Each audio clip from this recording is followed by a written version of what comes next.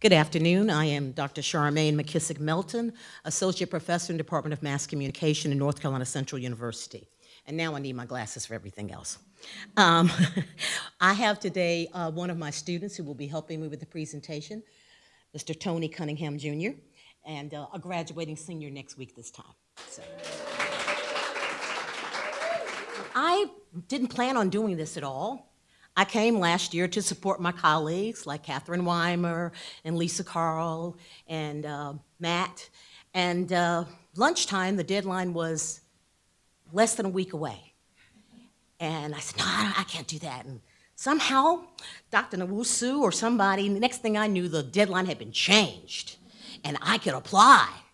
And so it was a wonderful day, last graduation. My son graduated from North Carolina Central after a long number of years trying to get his behind together. And graduated with honors, I'm proud to say. And seems like something died on me. Yeah, okay, it's the connection. Let me slide it over a little bit. Okay. And on the same day, I was lucky enough to receive the Board of Governors Teaching Excellence Award.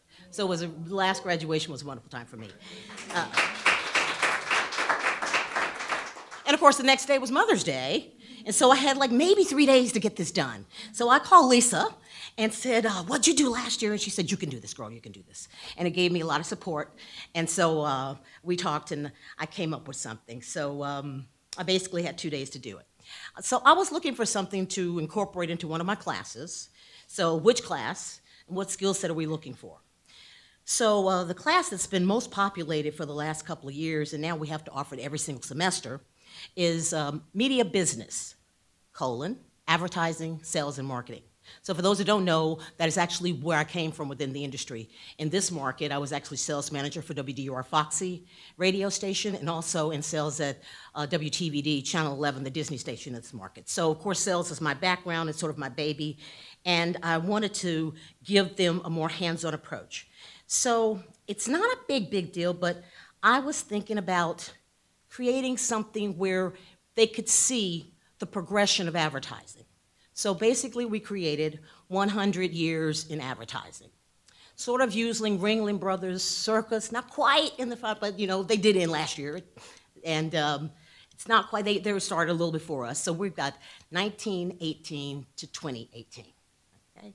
So unlike Tony, I had a class that was huge, and I had to kick people out of the class. My course became a requirement within the new concentration of public relations. So I had to make sure I had every single graduating senior in that class. Other people could take it the next semester. So that was a little ruckus. So we got down to about 25 people, which is still over the cap. But you know, everybody needs to graduate, so we're gonna make it work. So unlike Tony, like I said, I just made it real clear on my syllabus.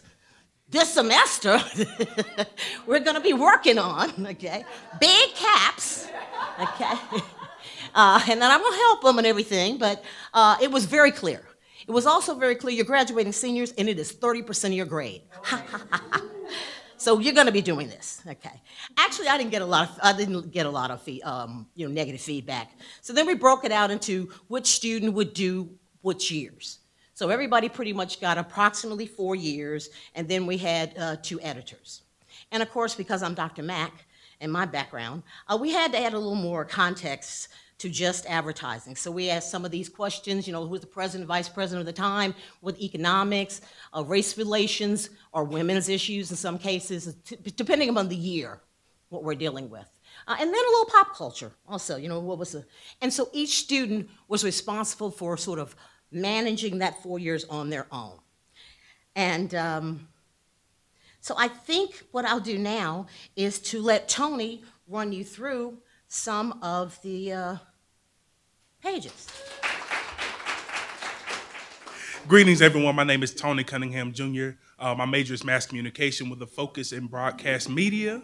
I'm glad to see many of my former and current professors here in the house tonight. Without further ado, let's get into the project. So with the project, I had to lead my class as far as constructing a WordPress website. So basically, like Dr. Mack said, we gave everybody a set of years, a set of requirements, which was about 600 words per page. And also we did YouTube videos for everyone to introduce themselves. So let's get into the website. So for example, let's go into our earlier years. As you can see, it's a lot of information.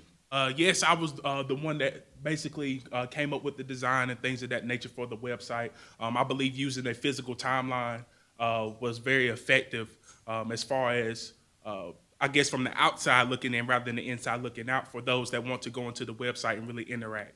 So let's go with Ms. Jasmine Bailey. She's one of our students. She did 1918 to 1921.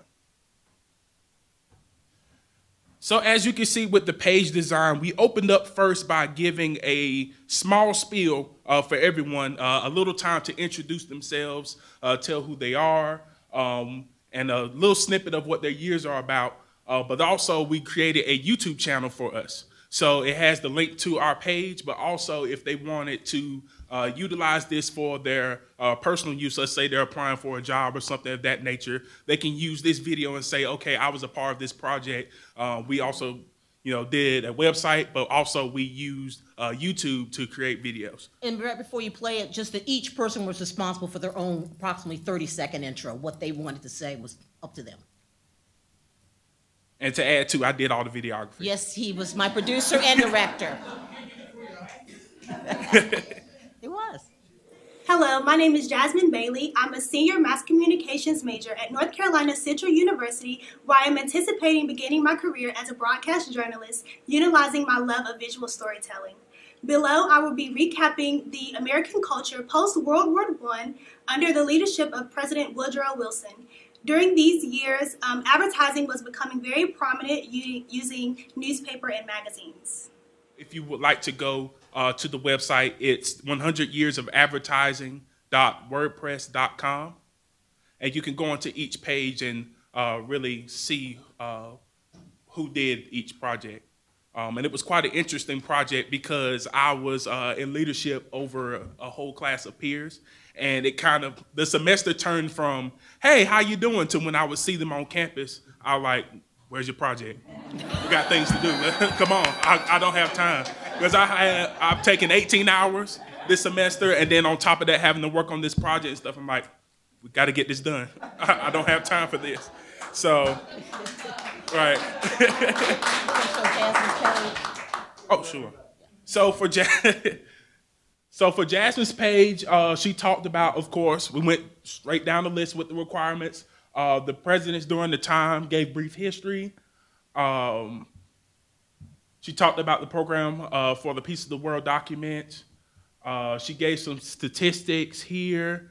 And also she went to talk about the Chicago Daily Tribune, and also some things as far as some situations that were going on, post-Cold War issues, race riots. What else is she going to? As far as newspaper or magazine being a prime method of communication. She also had this ad here, be a nurse. That was one big one during that time. She talked into Ringling Brothers, Barnum and Bailey Circus. You can see the tickets here. And then, of course, you had to go into KDKA, which was the first commercial radio broadcast station. Okay, so let's go into some more history. Let's go into, I would say, 1954, around that era. This was by Miss Kawada King. Play her video. Hi, my name is Kawada King, a graduating senior mass communications major with a concentration in public relations. After graduation, I plan to continue gaining experience in the growing field of event planning. My years was 1954 through 1957. For more information, visit my link below. This was one that I really liked. This semester, I took a lot of classes that were based upon design. So with this, she talked about the post-it notices. I like how they use the different combination between your serifs and your sans serifs and the bright colors and things of that nature that really pulled people into buying simple things such as ice cream. So now you can see how the simple black and white from the early ages of 1918, 1924-ish, down to 1954 now, where you're adding color, you're adding more typefaces, and it's really making advertising a brand new thing. The concept is there, but it's evolving. And it's been a very short time. And then as you can see, she went more into different types of advertising, different types of signage, and things of that nature. And then, of course, let's jump into the 90s. You might know this young man on this video. Yeah, this well-dapper man here.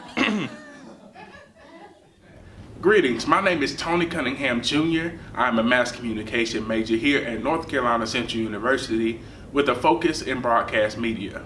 I have the years 1998 to 2001. From the evolution of the instant messaging system to the brand new invention of the iPod, the world of advertising and technology drastically changes. Click the link below for more information. Thank you and enjoy. You know, I'm a broadcast major, so I had to, you know, use my voice a little bit. So, as you can see, Mr. Chambers is laughing. He's one of my former professors. He calls me Reverend Dr. Tony because of how I changed my voice here and there. But as you can see, I talked about the Clinton administration here. I talked about the gross domestic product right before the extreme drop in 2001, 2002-ish. Of course, I had to talk about 9/11. I couldn't go without talking about 9/11 and how it impacted advertising and things of that nature, the marketing of the United States in general. Also, and that's just thinking globally, talking about how not only people within the United States looked at advertising after 9/11, but also how the world looked at the United States. So also you can look at the latest invention, the iPod, that was really revolutionary. It started something that we now all, I guess you can say, use. In some sense, you have the iPod, but now in 2018, you have the iPhone. And now, and we have someone that talked about that later on as far as how that impacted the world of advertising within itself. And then you have the instant messaging system. A lot of people in here may remember AOL Instant Messenger. I remember that as a small kid. Scrolling. Yeah, yeah. And then you see the evolution of that instant messaging system now to simple texting. You have GroupMe and things of that nature, and it's making, I guess you can say, the world of communication much faster. Instead of sitting in front of a desktop computer, you have it right in your hip or your purse, and you're able to communicate with people very quickly. And then also I talked about Google AdSense, and with Google AdSense, how advertisements are really always in your face. No matter what you're searching, you're always going to have an ad right there in your face. And it's even worse now, apparently. You can't even watch a YouTube video without having an ad coming up first. So, and I believe that's pretty much it, of course. If you want to look more into detail, the site is published, 100 Years of Advertising.wordpress.com. Thank you so much. I know my time is almost over, but I did want to say one last thing. And I always have on my final exams questions about, you know, what was missing from the class and what did you like. So my question this year, and I just got them yesterday, describe what you learned or not during the 100 Years of Advertising WordPress assignment. And I got two that I thought I would just read very briefly. One person, by the way, this is an A student, so, and one of my Duke interns coming soon.